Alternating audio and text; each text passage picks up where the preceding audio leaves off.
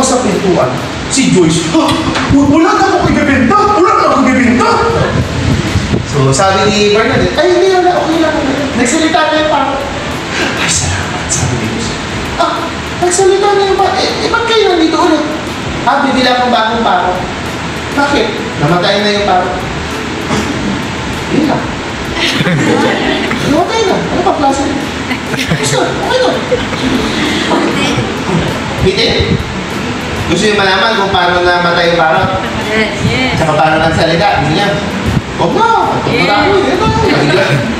Hindi tumating yung ginawa ko JC, hindi tumating yung ginawa ko. Ano nga kay JC? Nag-umpisa na ako, natapos na ako. Namatay na yung parang. Saan na? Wala kayong ginawa ko Wala na. Kalimutan. Wala siya. Pati na kayo mo? Wala kang bayad, gano'n? Walang bayad, walang gano'n? Hindi mo, bayaran mo sila. Di mo. Uwi na. Picture mo na. Picture. Picture na. Uwi na tayo. Ano yun? Namalay na. Ako na talaga. Sayang lang. Okay, picture mo. 1, 2. Kundi pa. Lagi pag picture gumagalaw. 1, 2. Dito naman. Patay naman yung parang. Hindi na kayo. Hindi kita eh. Kaya, 0.5 lang. Kita lang.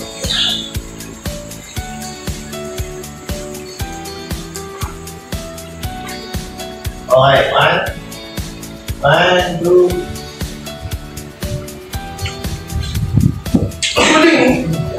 Kwento ko na, naawa ko sa inyo eh. Kwento ko?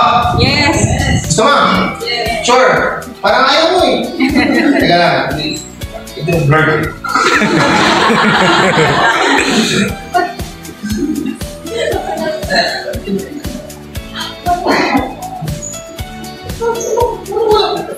Bili naman tawag dyan.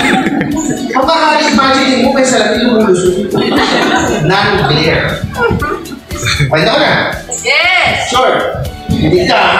Ikaw nagbenta ng parot eh. Sabi ngayon ni Bernadette, nakita ko pa siya na umakyat pa ba?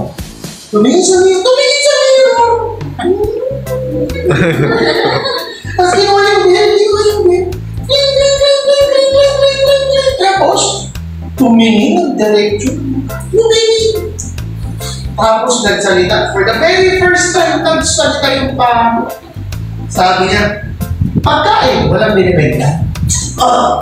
Namatay sa gutom! Imagine mo, isang linggo, pagkain. Pinili niya lahat-lahat, nakalimutan niyo. Uisip na amo.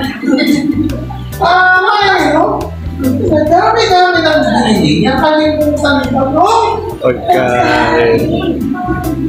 Alam nyo, ganun din tayo dito sa negosyo. The moral story of this is simple. Marami sa atin gusto yumaman. Totoo naman. Diba? Drink natin yun. Tama ba? Eh, walang masama yan. Okay? Linawin natin sa Bible kasi lagi sinasabi, the money is the root of all evil. Hindi ko sinabi sa Bible. Ang maliwanag sa Bible, the love of money is the root of all evil. So, isabi, pag minahal mo na yung pera, iba na usapan. Okay? So, walang problema sa pera. Okay? Okay yan. Blessing yan. Lahat tayo gusto mag-prosper. Tama ba? Yes. Okay? Ang problema, kahit motivated ka, kahit digil na digil ka, kahit sa utak mo, sa puso mo, gusto mong yumaman, ang problema, pag hindi ka umaakit ng training, walang mangyayari. Bakit? Kasi yung pagkain nakalimutan. Basic yun. Bilang networker, hindi lang puro motivation, hindi lang puro gigil, hindi lang puro hakaw. Kailangan mo kumain. Ano yung pagkain? Training. Diba? Kaya baliw na baliw kasi sinabi ko, Pero kung hindi mo naiintindihan dati, di ba parang wala lang sa iyo PMA? Di ba dati? Ikaw man nandito ngayon, di ba mindset ko pa rin? Pag sinabihan ka ng ape, yung PMA yung saktan ko. Makita ka. Nagets nyo? Pero nang nakita yung potential income mo, ay, maganda pala yung PMA. Yung PMA ka mo. Nagets nyo? Bakit? Kasi mas namilinaw. Kasi nagiging yung basic, nagpapa-intindi sa'yo. Kaya nga pag-training, that everything, importante mo update. Yes. Tingnan mo yung kagano'n. Ay, tapos na kami. Magis na lang. Kanina ko pa yung order, James.